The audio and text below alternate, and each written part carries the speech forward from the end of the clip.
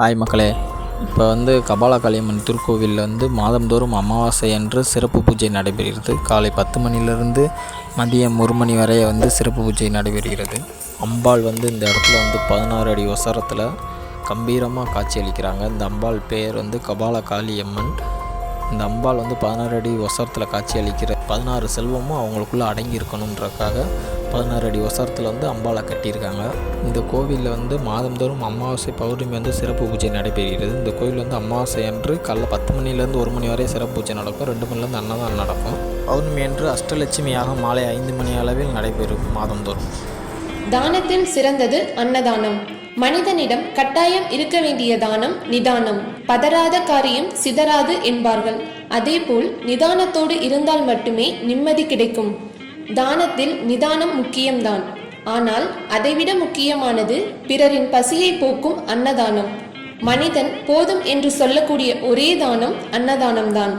அன்னதானத்தின் சிறப்பு: ஒருவரிடத்தில் பொன், பொருள், ஆடை, ஆபரணங்கள், பணம் கொடுத்தால் இன்னும் கொஞ்சம் தரலாமே என மனம் எதிர்பார்க்குமே தவிர போதும் என்று சொல்வதில்லை.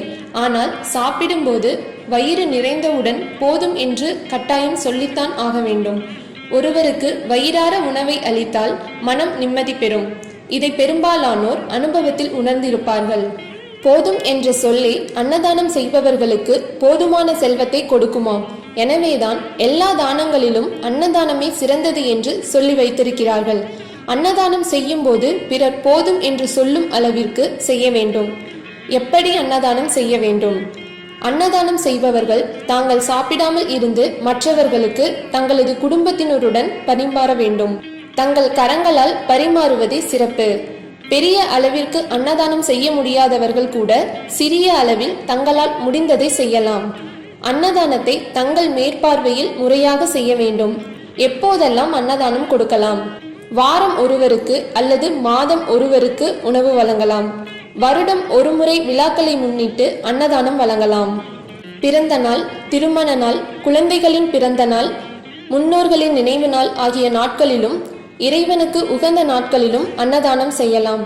அன்னதானம் செய்ய இயலாதவர்கள் பசி என்று சொல்லி வருபவர்களுக்கு முகமலர்ச்சியோடு உணவளித்தாலே போதும். அதுவே அன்னதானத்திற்கு சமமானது. இதனால் இறைவன் உங்கள் இல்லத்திலும் உள்ளத்திலும் அமர்ந்து எந்நாளும் உதவி செய்வான் என்பது உண்மை.